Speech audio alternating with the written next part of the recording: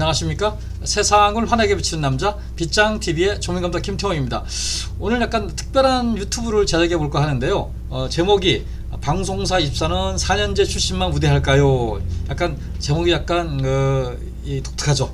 이런 내용의 질문을 제가 방송 제작 관련 수업을 진행하고 있는데요. 많은 학생들이 이런 질문이 가장 많아서 이런 질문을 중심으로 제가 한번 유튜브를 제작해 볼까 합니다.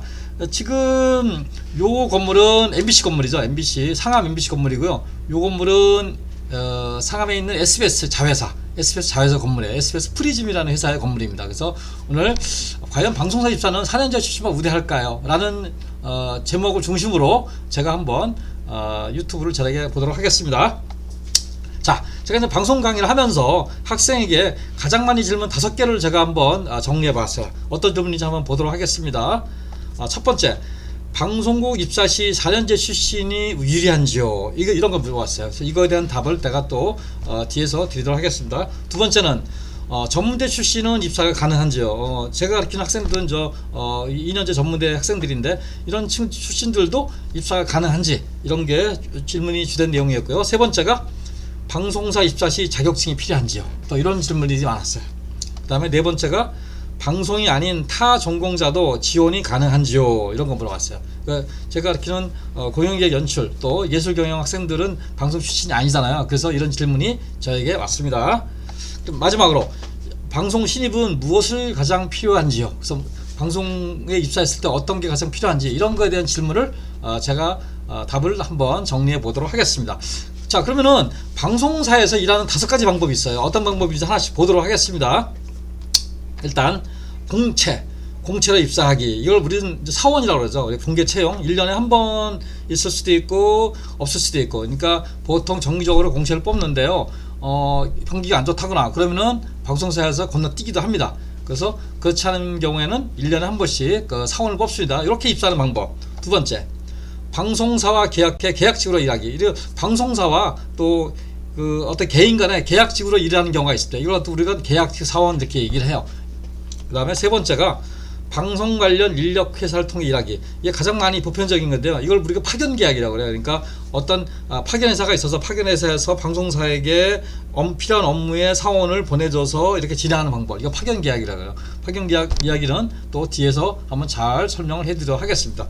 자, 네 번째, 프리랜서 등으로 일하기. 그러니까 방송사에는 또 프리랜서들이 꽤 있어요. 이제 그런 작가라든가 이런 분들이 꽤 많이 있는데 그런 거로 일하는 방법이 있고요. 다섯 번째, 방송 제작 외주 회사를 통해 일하기.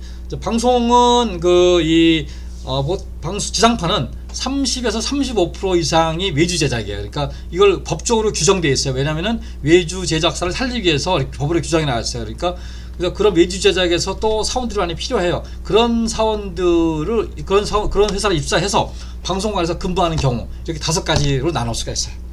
그래서 또 학생들이 물어본 것 중에 하나가 이게 번외인데요. 방송국에서 알바를 할 수 없습니까? 그거는 학생뿐만 아니라 제 지인들도 제 주변에 학생들이 있는데 방송국에서 알바할 수 있는 길 한번 열어봐 주세요 그러는데요. 방송사에서는 기본적으로 알바가 없습니다. 알바를 안 뽑습니다. 그러니까 이거는 여러분들 참고해 주시기 바랍니다. 자, 방송사 입사 3가지 종류 보도록 하겠습니다. 아까 얘기했듯이 정기적으로 뽑는 정기 공채 사원이 있겠고요.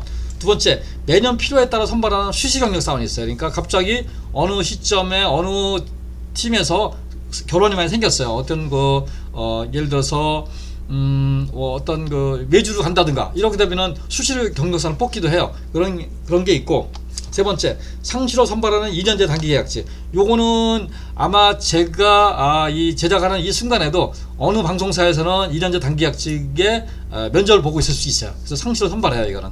그래서 이런 3가지 형태가 있다. 자, 첫 번째 질문에 대한 답을 한번 정리해 보도록 하겠습니다. 4년제 출시를 우대하는지요? 라고 하는 질문에 대한 답을 한번 해보도록 하겠습니다. 공채를 기준 1년에 한 번 정기적으로 사용하는데요. 공채 기준을 했을 때 이런 지원 자격을 보도록 하겠습니다. 지원 자격이 이렇습니다. MBC는 연령, 학력, 성별, 국적의 지원 자격 제한이 없습니다. 또한 2020년 12월부터 근무가 가능한 자에 한해 지원이 가능합니다. 그러니까 MBC, 그러니까 KBS도 마찬가지일 거예요. 연령, 학력, 성별, 국적 이거 다 안 봐요. 그냥 서류 면접에서 그냥 서류를 써내면은 지원이 가능해요. 그러니까 4년제 출신을 우대를 할까요? 안 할까요? 안 하는 거예요. 그러니까 학력을 아예 안 봅니다. 자, 서류 전형의 문항을 보도록 하겠습니다. 이런 문항이 나와요.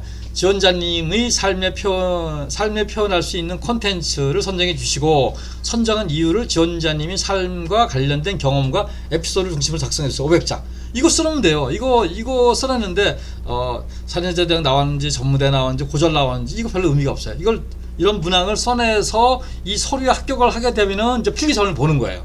이런 문항을 정리해서 내면 됩니다. 이런 게 첫 번째 그 일종의 관문이 되겠습니다. 공채 채용의 프로세스를 보도록 할게요. 그래서 아까 같이 그런 문항에 대한 서류 전형이 통과되면은 필기 전형을 봐요. 필기는 1교시, 2교시가 있는데요.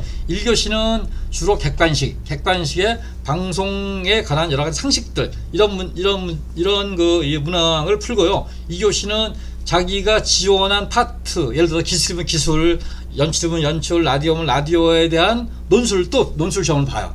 그래서 거기가 통과가 되면은 역량 면접, 다면 심층 면접, 표정 면접 순으로 진행이 됩니다.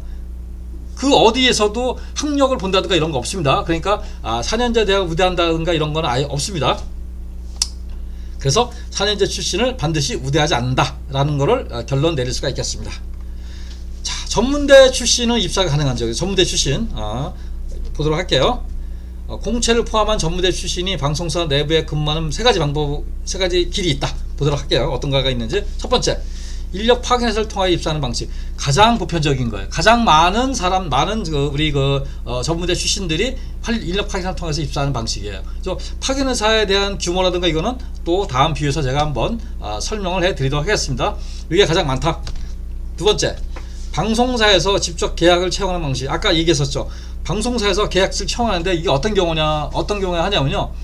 인력 파견회사를 통해서 입사하면은 2년 계약이에요. 2년 한시 계약이에요. 2년짜리 단기 계약을 하다가 끝날 쯤 되면 되는데 이 친구가 너무 일을 잘해요. 그래서 좀 아까워요. 그러면은 방송사에서 예를 들어서 김태용 씨, 당신이 일을 잘하니까 우리랑 같이 이번에는 파견사 계약이 아닌 방송사 계약으로 직접 계약을 하자. 그래서 다시 이렇게 월급 책정을 다시 하고 연봉 책정을 해서 하자. 이런 방법이 있어요. 흔치는 않지만은 이런 방법도 있다.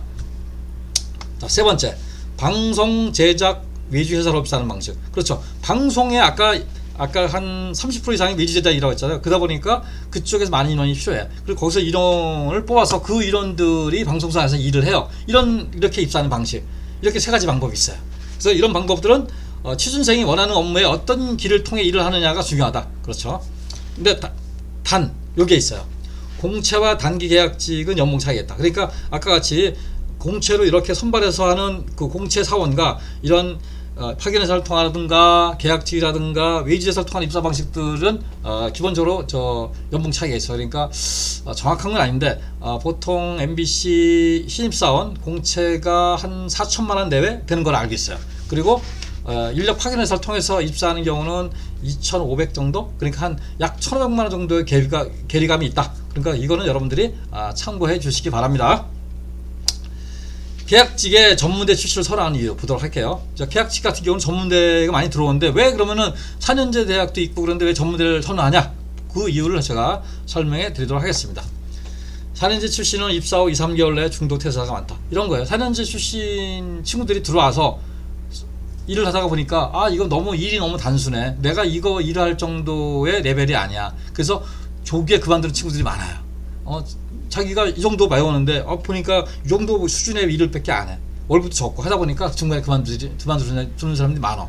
그러다 보니까 방송사에서는 저럴 바야 굳이 4년대를 뽑아가지고 3개월 만에 그만두고 또 뽑고 이거 너무 비용이 너무 합리적이지 못하다. 그래서 아예 서류 심사에서 4년제 출신들을 배제하는 경우가 일부 파트에서는 꽤 있어요. 그러다 보니까 중도탕도 많다 보니까 우리가 전문대 출신들을 선호하게 됩니다. 그런 이유로 AD, FD 등 연출 보조 업무와 계약직의 여러 기술 관련 보조 업무의 2년 단기 계약직은 전문대를 선호한다. 그래서 전문대 출신들은 그런 게 없어요. 그런 게 없고 좀 더 일을 배우고 그런 열정들이 4년제보다는 좀 더 우수하다 보니 전문대 출신을 선호하게 됩니다. 홍보나 행정의 일부 업무는 4년제 출신을 선발하기도 합니다. 일부 파트에서 그러니까 비현업 파트에서는 또 4년제 출시를 선호하기도 합니다. 하지만 전체적인 그 틀을 봤을 때는 전문대 선호를 선호한다, 이렇게 얘기를 할 수 있겠습니다. 자, 아까 파견 업무 얘기했어요. 그래서 파견 업무 인력이 도대체 어느 정도 되는지 한번 규모를 보도록 하겠습니다. 우리나라 방송 관련 파견직 종사자 수는 봤더니 약 3,500명 정도 돼요. 그러니까 굉장히 많은 인원이죠. 그 중에 도급 인력은 제외해요. 도급 인력은 일정한 업무를 주고 그거를 계속해서 일하는 거를 도급 인력이라고 하는데, 이거 여기서 복잡하니까 빼고, 일단은 파견직으로 들어와서 일하는 친구들이 우리나라에 한 3,500명이 된다. 자, 그러면은 방송 3사 KBS, MBC, SBS의 우리 그 파견직 규모는 어느 정도나 되는지 한번 보도록 하겠습니다. 했더니 MBC가 약 370명, KBS가 약 350명, SBS가 약 150명. 이거 금년 기준입니다. 그래서 MBC가 가장 많아요. KBS는 좀 적고, KBS가 MBC보다 규모가 굉장히 큰데 왜 적은가 했더니, KBS는 도급 인력이 많아요. 도급 인력이 많다. 도급 인력 제외라고 했잖아요. 도급 인력이 많다 보니까 상대적으로 적어 보이는 거예요. SBS는 더 적죠. 그래서 SBS나 MBC랑 비슷한 것 같아요. 왜 적냐 했더니, SBS는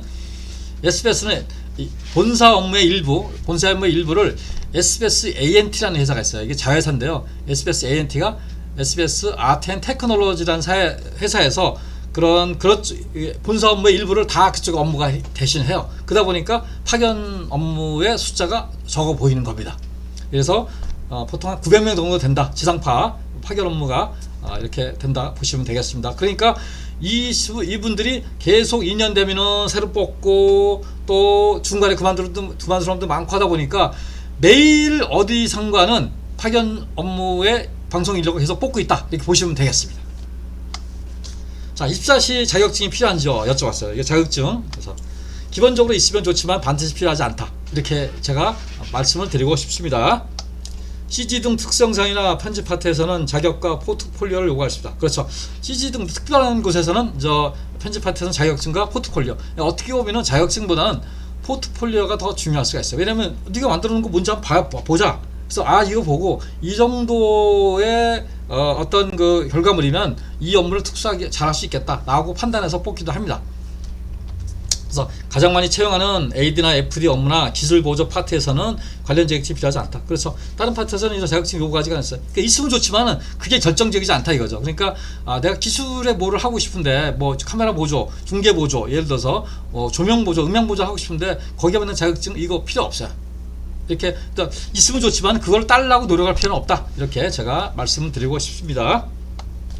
기초적인 영상 편집 정도를 알고 있으면 유리한 편이다. 그렇죠. 요즘에는 기본적인 편집은 기술이라고 보기가 좀 그래요. 그러다 보니까 굳이 이거를 갖다가 뭐 이렇게 굳이 정해서 편집이 꼭 필요하니까 이거를 쓰세요라고 이런 거가 필요 없다, 이렇게 보시면 되겠습니다. 방송 관련 전공자를 우대하는지요? 이거는 저희 학교가 방송 관련을 가르치는 학교가 아니라 공연이라든가 무대를 가르치는 학생이다 보니까 이런 질문들을 저희한테 많이 했어요. 답을 한번 드리도록 하겠습니다.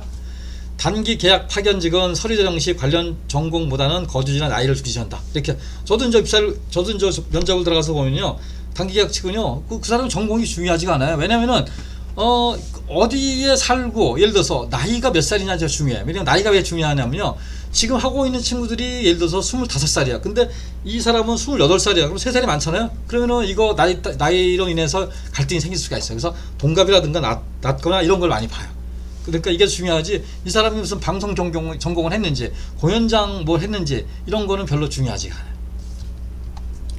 방송 업무는 입사 후 모든 것을 다시 배운다. 그렇습니다. 방송은 어느 파트에 가잖아요. 그러면은 다 자기가 배운 거는 일단 무시해야 돼요. 그리고 다시 배워야 돼요. 이게 현실이에요, 이게. 그래서 학교에서 배운 방송 제작과 방송사에서의 제작은 많은 차이가 있다. 그렇죠. 차이가 많아요. 그러니까 일종의 방송사에서 제작하는 거는 이제 프로죠. 학교에서 우리가 가르치고 제작한 거는 일종의 약간 아마추어 비슷한 거죠. 근데 들어와서 보면 다시 배워야 돼요. 그렇다고 해서 학교에서 배운 거가 무시되느냐? 그건 아니에요. 하지만 기본적으로 다시 배워야 된다라고 보시면 되겠습니다. 그러다 보니까 방송 관련 전공자가 아닌 사람도 충분히 들어가서 일할 수 있다, 이렇게 제가 정리를 해드리고 싶습니다. 자, 5번째 마지막. 신입은 무엇이 가장 필요한지요? 그러니까 방송을 입사해서 가장 내가 필요한 덕목이 뭔지, 이거에 대해서 또 학생들이 궁금해했습니다. 답을 드리도록 하겠습니다. 성실성 굉장히 중요하죠. 그러니까 우리가 면접 볼 때도 성실성을 보는데요, 이거 하기가 쉽지가 않아요. 하지만 우리가 여러 면접관들이 면접을 통해서 이 친구가 성실한지 아니면 이런 걸 우리가 어느 정도로 우리가 캐치해낼 수가 있어요. 그래서 굉장히 중요하고, 또 일을 하고자 하는 열정, 그렇죠. 열정이 가장 또 중요하다고 판단 내리는 또 이 그 면접관들도 있어요. 그래서 일하고자 하는 열정, 이런 걸 보고, 세 번째, 방송 제작에 대한 이해도, 그렇죠. 방송이 이렇게 제작이 되는구나. 그 중에서 내가 하는 일들이 이런 거구나. 그걸 잘 이해하고 있어야 돼요. 저는 요거 말고 또 저는 개인적으로 요거를 제가 하고 싶어요. 방송사는 지각 안 하는 것을 매우 중요하게 여긴다. 그래서 저는요, 지각을 안 하고 정시에 원하는 시간에 출근하잖아요. 그러면은 성실하다고 생각하고 열정도 있다고 생각하고 방송에 대한 이해도 잘하고 있다고 저는 생각을 해요. 그래서 지각 안 하는 것을 저는 매우 중요하게 여긴다. 이거는 아마 특히 약간 이 나이가 드신 방송인들이 가장 많이 요구되는 게 지각하지 않는 것을 가장 많이 얘기를 많이 하게 됩니다. 자, 질문에 대한 정리를 한번 해드리도록 하겠습니다. 방송국은 4년제 출신을 선호하지 않는다. 그렇습니다. 공채나 여러가지 루트에서 학력을 배제합니다. 전문대 출신도 입사가 가능합니다. 맞습니다. 또 입사 시 자격증이 반드시 필요하지 않다. 그러니까 일정은 필요한 데도 있지만 기본적으로 필요하지 않다. 또 타전공도 방송국 입사가 가능하다. 그렇죠. 타전공도 입사가 충분히 가능합니다. 그리고 성실, 열정, 적극적인 마음이 최고의 덕목이다. 이렇게 5가지 질문에 대한 답을 정리하면서 오늘 유튜브 제작을 마치도록 할 텐데요. 나중에 또 다른 여러 가지 질문들이 있으면 그 질문을 가지고 다시 한번 또 제가 유튜브로 한번 제작을 해보도록 하겠습니다. 이상 세상을 환하게 비추는 남자 빗장TV의 조명감독 김태형이었습니다. 감사합니다.